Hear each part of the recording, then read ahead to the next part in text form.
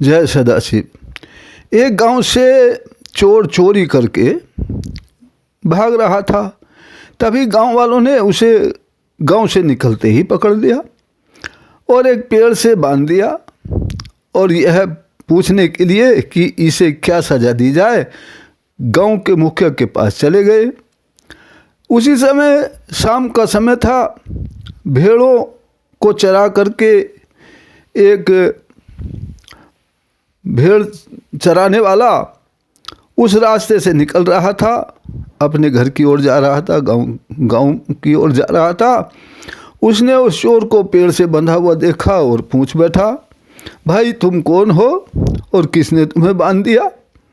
चोर ने झूठ मूठ बोल दिया, मैं एक सच्चा भिखारी हूँ और कुछ डाकू मुझे यहाँ बांध गए। वो जबरन मुझे सोने की कुछ मोहरें देना चाहते थे, पर मैंने लेने से इनकार कर दिया क्योंकि मैं ईमानदार हूँ। इसलिए वो मुझे यहाँ बांधकर और सोने की मोहर लेने के लिए गए हैं ताकि वो ज़बरदस्ती मुझको दे सकें। चोर की बात सुनकर भेड़ चराने वाले के मन में लालच आ गया। वह बोला, भाई यदि मोहरें आपको नहीं चाहिए लेकिन मैं गरीब आदमी हूँ, मुझको चाहिए। वह बोला, अभी अंधेरा हो रहा है, मैं तुम्हें खोल देता हूँ और तुम मुझे अपनी जगह बांध दो।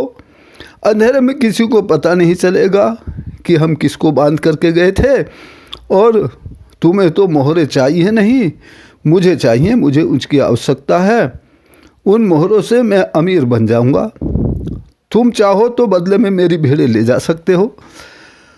उसके कहने के अनुसार चोर ने भेड़ चराने वालों को पेड़ से बांध दिया और बोला, मैं तुम्हारा मुंह और बांध देता हूँ ताकि वे तुम्हें जरा सा भी न पहचान सकें। यह कहकर वह उसकी भेड़ों के झुंड को लेकर चलता बना। चोर के मज़े आ गए।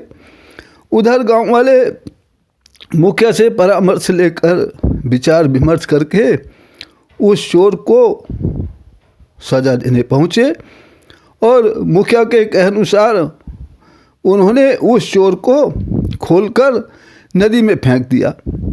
चोर क्या, जो पेड़ से बंधा था, उस समय तो पेड़ से भेड़ चलाने वाला बंधा था, चोर तो भेड़ लेकर फरार हो गया था। और उन्होंने अंधेरा होने के कारण उसको ये भी नहीं पहचान सके कि ये कौन व्यक्ति है जिसको हम नदी में फेंक रहे हैं। मुंह बंधा होने के कारण चरवाहा भी, वो भेड़ चराने वाला, कुछ बोल ना सका और उसे अपने लोभ के कारण प्राण गंवाने पड़े, नदी में डुबो दिया। अतः आजकल बहुत लोगों का ये बिजनेस ही बन गया है कि दूसरे लोगों को किसी ना किसी तरह का लालच देकर उनके पैसे का, उनकी ताकत का फ़ायदा उठाया जा रहा है। लालच में फंसा हुआ व्यक्ति मारा जाता है और वे लोग मज़े उड़ाते हैं। ये लोग झूठ से या किसी पाप से नहीं डरते हैं, दूसरों को डराते हैं। लेकिन आजकल पढ़े लिखे लोग भी इनके दिखाए हुए लालच में आकर फंस जाते हैं। लालच बुरी बला है। अतः हमको अपने पर भरोसा रखना चाहिए, अपनी मेहनत पर भरोसा रखना चाहिए। किसी की बातों में आकर लालच ना करें।